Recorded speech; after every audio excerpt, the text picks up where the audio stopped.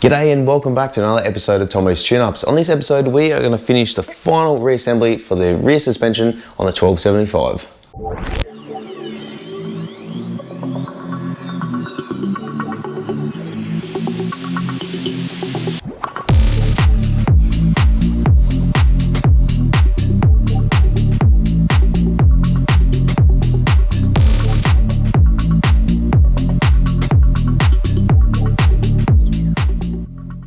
Welcome back guys, this is the last chapter of this little mini series building the rear suspension for the 1275. Now off camera the other day I did get a little bit ahead of myself and jumped on, did a couple extra little things which I didn't show you guys, but I'm going to run through what I've done with the rear suspension and things you need to look out for. Alright, so I did a couple extra things like I was just saying. So what I did was finish reinstalling the rear trailing arms. I actually flipped the subframe upside down. That enabled me to put these two bolts in here and do the ones up underneath here. So there's one here and there's one down there at the bottom.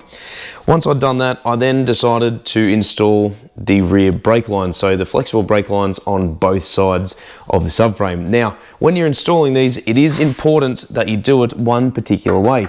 Now, how that is it sits directly inside here, and there is also a little locating tab where my finger is. Now, that washer's kind of squashed because I've probably over tightened it. I will just replace that just because I need to and it doesn't look very good. So what you need to do is slide it through here. It's got a locating tab where my finger is, which prevents the pipe from spinning. You need to run the washer and then put a nut on the opposite side. Once the nut's on there, you can then run the pipe from here all the way across to the proportioning valve, which is mounted just here. So this is a pipe that I bought and I just had to bend it into shape in which we need it. Now you're not going to see it, so it's not going to be a massive part that you need to make sure that it's 100%, but it is worthwhile making sure that you've done it nice and neat. Now the pipe on the opposite side with this particular model, I think some others are actually different, so please someone let me know in the comment section. Maybe on other models the proportioning valve is on the opposite side, but by the look of this they only manufactured one hole in this side here, which is where it actually recesses, and there's not one on this side, so I can only assume, and like I said, someone please comment and let me know if I'm right or wrong, but this will probably only ever get mounted on the driver's side, so the right hand rear of the vehicle. So we did this brake pipe in here as well, which was a flexible one, ran it through here, put the nut on the other side, and then ran this small pipe to the proportioning valve. Now the proportioning valve actually recesses, like I said, inside the subframe itself. You do need a 7/16 UNF bolt in order to tighten it up, so I've just mounted that on there with a spring washer. Now also I did the rear exhaust mount. Now this is a polyurethane mount and can be purchased from Minisport or Minisport, so it is a really good upgradable part.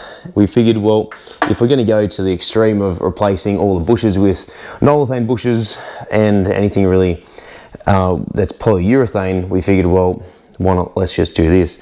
So that mounts pretty easily. You did see on the exhaust mount episode that I did, hopefully I'll put a link in the description, and it was an absolute pain because I think mine had actually ripped off one of the nuts, so I'd probably have to put a plate there, probably even just put a nut cert in there and remount it, but that's all good. So we're pretty much there in regards to finishing off the rear suspension. All we really need to do is put the rubber cones in and do the trumpets and stuff. So let's jump into that and I'll show you guys how to do it. This is a job that you can do either in the car or outside the car. When it's in the car, it is a little bit harder because you have the weight of the radius arm actually wanting to drop down, so obviously gravity is going to want to make it a bit harder. So if you're able to put a jack or a jack stand under there, even get your son or daughter to sit there, or a mate just to hold up the wheel the entire time, mate, you're probably doing pretty good. So let's jump into it. Let's figure out how we're going to do this and how we're going to mount it, as well as the adjustable trumpets and high-lows. All right, slight change of plan. We're actually going to mount the mounting bushes and trunnions in first, and then we're going to get on to doing the cones and the trumpet, simply because I have the cone, I have the trumpet, but somehow I forgot to get the ball joints. You absolute noob. So let's jump onto it and figure out how all these trunnions go. Now, anyone attempting this job or about to do it, take my advice and do exactly as I say, because I've just made an absolute fool out of myself and have to unbolt the rear trailing arms in order to put the trunnions in. So as you can see down in here, we have the rear trunnion, and that goes all the way down through here. There's a little opening just where my finger is, and it comes out through there. Now, that will only go to about there, I believe. That's not an issue. But what the issue is that because this bracket sits over the top here of the radius arm, and then the radius arm sits in front of that, you can't actually get access to that. So, like I said, take it from me, if you're going to be doing this, do the trunnions first and then reassemble everything else. Not that it was hard, but it's just easier to do when the vehicle's like this, or when you've got everything pulled apart to this extent, because you can get access to it. If you put all back together and then go to mount it, you're gonna have a very bad time. All right, so the bushes that we're gonna be using are a set of Nolethane bushes. 49023 is the part number, and this is for the rear subframe mounts. So let's rip it open, let's get into it.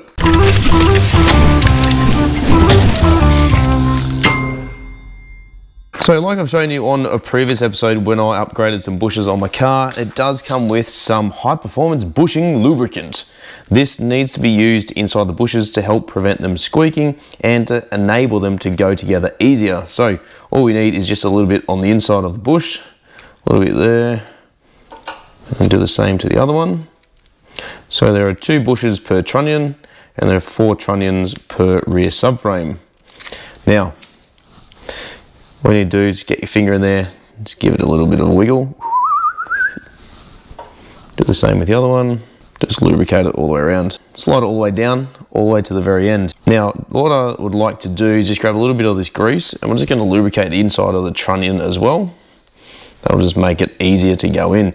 Now, these trunnions only go one particular way, so generally, from my experience, the larger side goes towards the front, or the top, should I say, at the back, and then the rear one, it goes towards the back. So if it's looking at the back of the car, so you've got the wheel just here, and you've got the trunnion sits like that. So it's going to sit where your ass would be in the rear seat.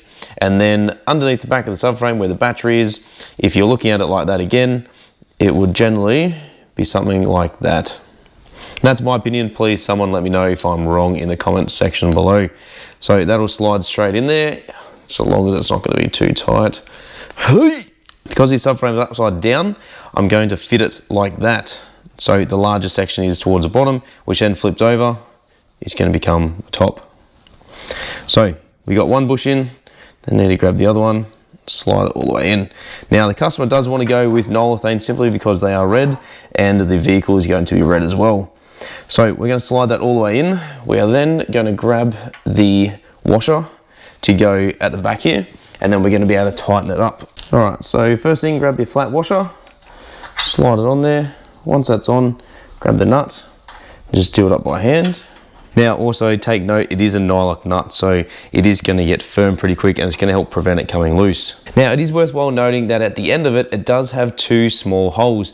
These, you need to be able to lock them when you're tightening up the nut. Because it is a nylock nut, it is going to be quite difficult to tighten, and it's also going to spin the entire shaft. So what you can do is grab a tool, you can stick 2 drill bits in here if you like, put a pry bar or a screwdriver between the 2 and prevent it turning. Anything really that you can use to prevent the entire thing moving. But you want to make sure as well you don't push it all the way through and then damage either the trunnion or the bush. All right, this is going to be super hard to film, but essentially for this job I'm using a 5/8 socket, my electric snap-on ratchet, and I'm going to also be using a pair of long nose pliers to make sure that I can actually hold this thing using these. So it should be all right. Let's just have a look. So these will just go in through here, and that'll just prevent it turning.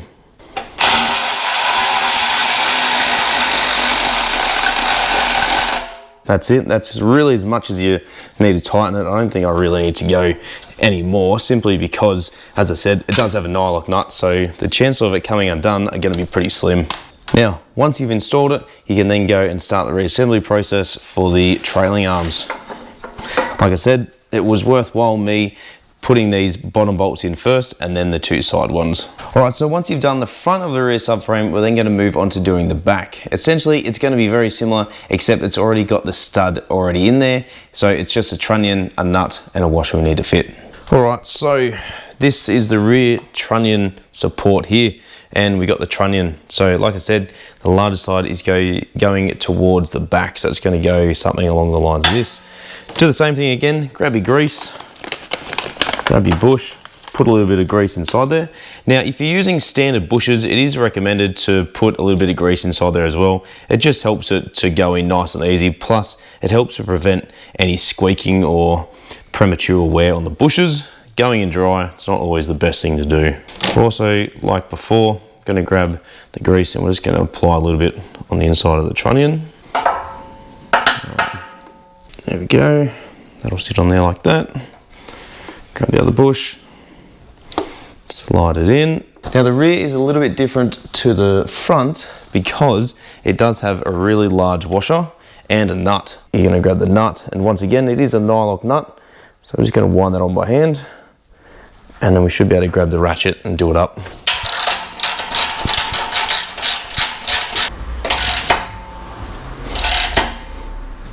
Now the good thing about this is that even if it is wrong, you can still move it to where we need it to be. So please, like I said guys, if someone's out there and I've done this wrong or fit it the wrong way, please let me know. If not, I'm not going to find out until I put it inside the car. So that's the installation of the rear trunnions. It is a very simple thing to do. You can do it when it's inside the car. It is quite difficult depending how you go about it, but you can do it. You just need to take your time with it. Make sure that you always replace them as a complete set, not just one side or even 1 or 2 rubbers at a time. Next thing, we're going to get on and we're going to finish off the rear cones and the trumpet setup. Now before we go any further, I just realized that I had that thing completely upside down. I sat here and I kind of worked it out and looked at it and then realized it was up the other way. So you need to flip it around the other way. So I won't worry about showing you guys, but make sure, yeah, the way that I installed it is probably not the right way. It could be, but like I said, someone let me know in the comment section below. All right, so last part is to reassemble the last part of the suspension, which is the knuckle, the trumpet, and the cone. Now, I did just have to take out the nylon cup that I'd already fitted to the rear trailing arms, only because the new knuckle comes with one. So we're going to slide that directly inside here, and that'll push itself all the way home until it comes to a stop. Now, at the moment we have a bit of droop on the suspension arm, meaning that the weight of it is causing it to fall down. So what we need to actually do here is to extend the trumpet as much as we possibly can, so this bit here. That way, when it droops, it's only going to droop just a little bit. Now, it's not going to go in the car straight away, so it's going to be here for quite some time before we actually install it. So to save us moving the entire assembly around and then standing on an end and the trailing arm falling, causing a bit of momentum and then falling over the entire thing, I'm going to adjust this to its maximum height. That way it's got little amount of movement in this rear trailing arm just here. Now, like I spoke about on previous episodes, with the trumpet, it is an idea to fill it full of grease. So as you can see here, it does have some grease in the end. And like I said before, we're going to extend that as far out as we possibly can. So let's get the trumpet, let's get the cone and start the reinstallation. All right, so thank you Mini Spares Centre Limited. They sent us a couple of these rear rods. So this is what goes between the knuckle and the trumpet itself. And this is only needed for the rear. So as you can see, they are quite long. So what we need to do is take them out of the plastic to begin with. Then what we need to do is grab the trumpet itself, and that bit will slide directly in there like I've shown you before. In the other end, you do have an open hole, so that needs to go directly in the knuckle.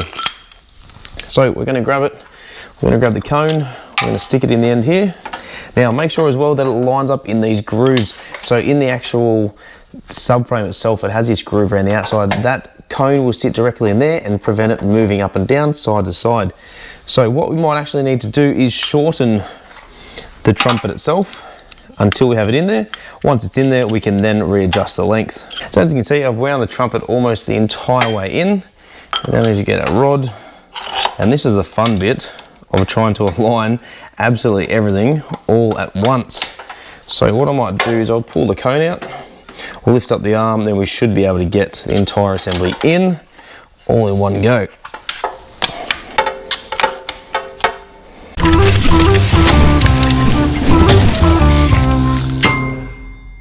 So like always, this is when you need all the hands in the world to be able to help you out.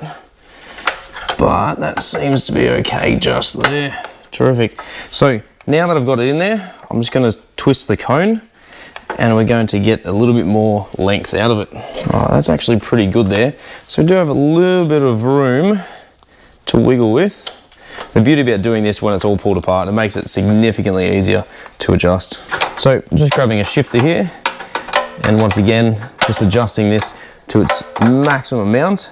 As you can probably see at the back here, the rear radius arm is starting to lift. So we want that to be as high as we possibly can.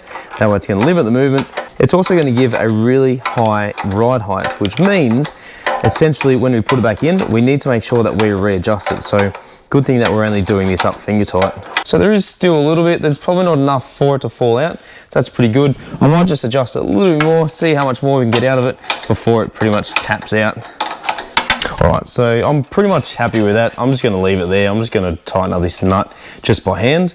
That way it'll just prevent it coming undone. It shouldn't move or anything, but look, there's only a little bit of movement here. So there's probably only, you know, really like an inch. So it's not even gonna move and come out of the cone. Even if it does, it's only gonna move as far as what it can possibly move, and it's not gonna cause any drama to it. So once you've installed one side, it's then the exact same and do the same on the opposite side. All right, well, that's it for this episode. We have finally reassembled the rear suspension for the 1275 build we have coming up. Now, due to obviously monetary funds and personal things happening in his life at the moment, we are putting this on pause for a little bit, not for too long, but hopefully we should be able to get back onto it soon. Next step is to get the body sent to a panel beater. He's gonna cut out all the rust wherever it is. He's probably gonna sandblast it as well, and then we're gonna start getting him to fill it. Once it's been filled, we're then going to paint the entire thing and then bring the car into my garage. As you can see behind me, I've been doing a heap of work to this Morris behind me, so I'm not going to show you too much just yet if you haven't already seen in previous videos. If not, then it'll be upcoming. So this has kind of been on the back burner for a little bit. I finally got it ready for pickup. He's going to pretty much come and grab this off me. As you guys know, my garage isn't all that big, so it's just easier for me to get him to take them and then come back when he's got the car. So moving forward from here, we have a heap of stuff on Grace we've got going on currently. If you haven't already seen that, it will be coming up soon. We're reaching the end of the year as well, so this year is absolutely flying by, and I hope you guys are enjoying the series behind me for what I've uploaded anyway. So guys, I think that's it for now. We've pretty much done the front and rear suspension. We've done the engine, the gearbox. We have pretty much got all the pipes ready. So when we get the car here, eventually, all we need to do is run the pipes, the cables from front to rear, and then we can start the reassembly process, put both the subframes in. Once the wheels are bolted on, it's pretty much all downhill from there. So sometimes it's just one of those things that it does take quite a long time. And with the Morris as well, once you do the bigger bulk of stuff and you've got everything in, everything's painted, everything's ready to go, you got it back from paint, you've got all the equipment, it's literally just a case of bolting everything back together, and that's exactly where we're up to with the Morris at the moment. I need to finish the engine bay off. Once that's done, assemble all the brakes, get the drivetrain in it, get it down to paint, bring it back, and then after that, if you guys hadn't already seen, we start the reassembly process. So it does get moving quite quickly when you do this sort of stuff, but you also need to make sure that you accommodate for any sort of extra allowances. So things like, you know, funds, how are you getting the car to and from the paint booth? How are you working on the car? Is it after hours? Is it nighttime? Are you taking days off work? What's your time frame? What's your schedule? You know, all those things come into play, and it's very easy to start building a car and get super overwhelmed with it. Like my mate's Pocket Rocket Garage, you know, there was a time there where he wasn't sure whether he wanted to do it or not. It's simply because he felt like he'd bitten off more than he could chew, and it was just, you know, time and time again of trying to get this thing finished.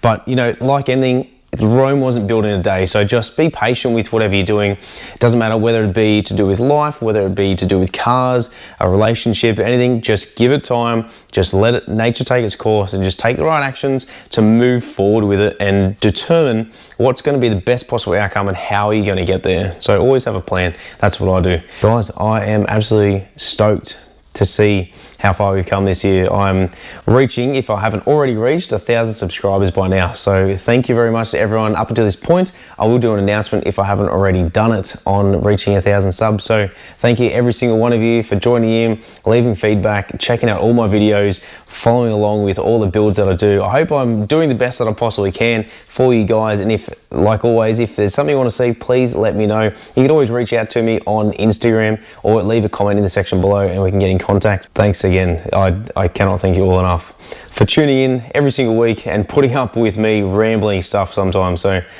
thanks. We'll see you right here on another episode of Tomo's Tune-Ups. All right, what's next? I think I might start on the Morris and keep going with that.